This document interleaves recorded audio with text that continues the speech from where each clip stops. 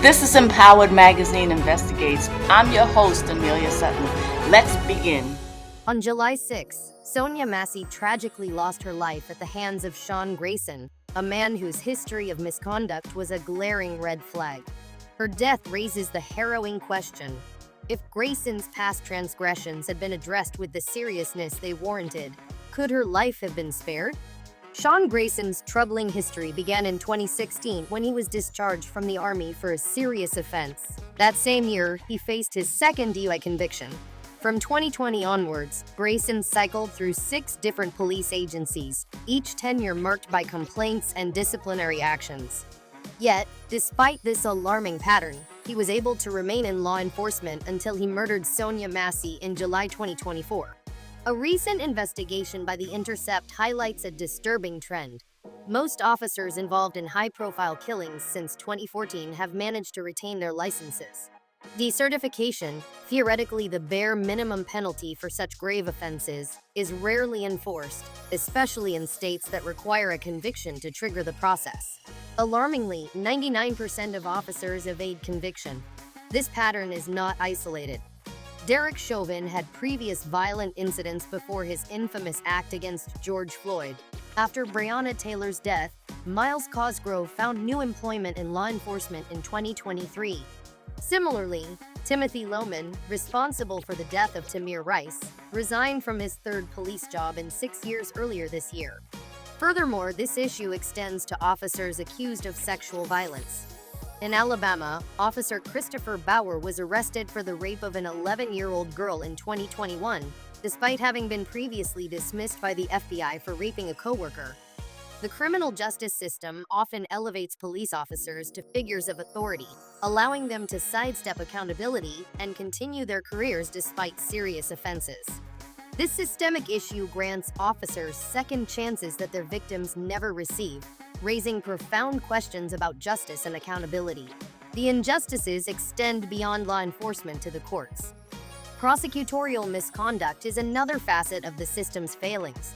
In the case of Anthony Graves, a man wrongfully convicted of murder, the prosecutor withheld exculpatory evidence, leading to Graves spending 18 years in prison, 12 of which were on death row, before his eventual exoneration. Judicial misconduct also plays a role in undermining justice.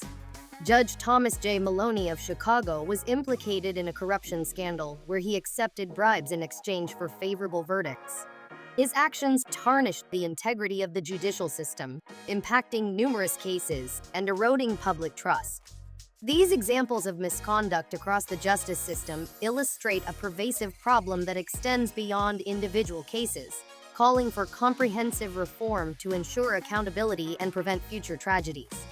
The systemic failures highlighted by these incidents reveal a justice system that often prioritizes the protection of its own over the rights and safety of the public. One of the critical areas needing reform is the process of decertification for law enforcement officers. Currently, many officers with histories of misconduct are able to retain their licenses, allowing them to continue serving in positions of authority despite their past actions. This not only undermines public trust, but also puts communities at risk. Implementing stricter decertification processes, along with mandatory reporting of misconduct, can help ensure that officers who violate the law or their ethical obligations face appropriate consequences. Addressing the pervasive issues within the justice system requires a multifaceted approach that encompasses decertification processes, prosecutorial accountability, access to justice, sentencing reform, and community involvement.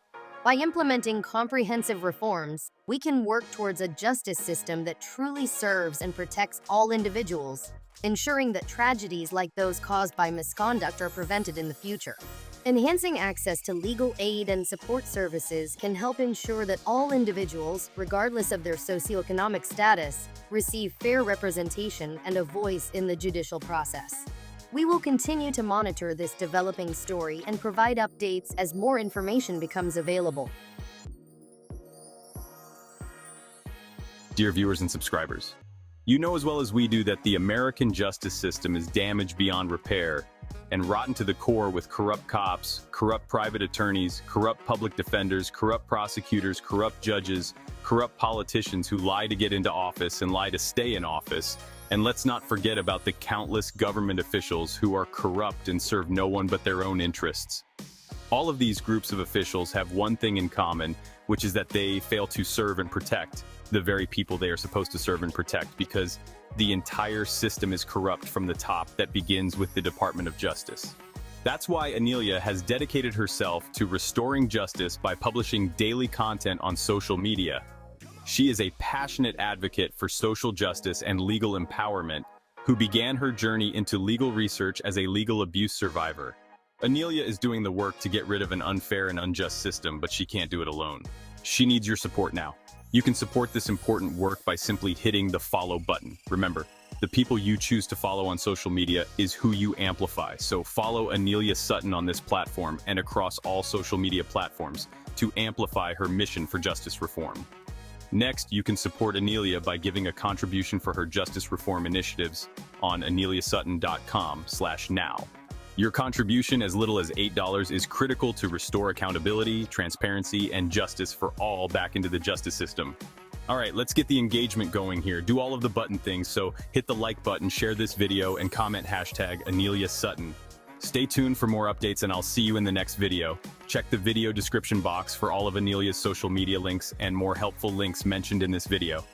Remember, knowledge is power. Unity is power. So stand together with Anelia for justice. United we stand, united we win. Thank you for watching, and thank you for all of your support. I believe that legal education and personal finance are two sides of the same coin, because corrupt officials target people who don't know their rights and are struggling financially. But with the right financial tool, you can protect yourself by building your personal credit, and that's where the Self card comes in. It's not just a secure credit card, but a powerful shield of protection and a symbol of empowerment. Don't let financial struggles allow corrupt officials to put a target on your back. Take control of your personal finances now. Build credit, build dreams. Get the Self card today on aneliasutton.com/self. You can also find a link in the video description box. This video is sponsored by Mission Possible University, a school I founded with courses dedicated to equal access to justice and closing the wealth gap. Join more than 4,000 students and over 20,000 alumni in the pursuit of brave ideas on missionpossibleuniversity.com. Please remember to hit the like, share, subscribe, and the bell notification.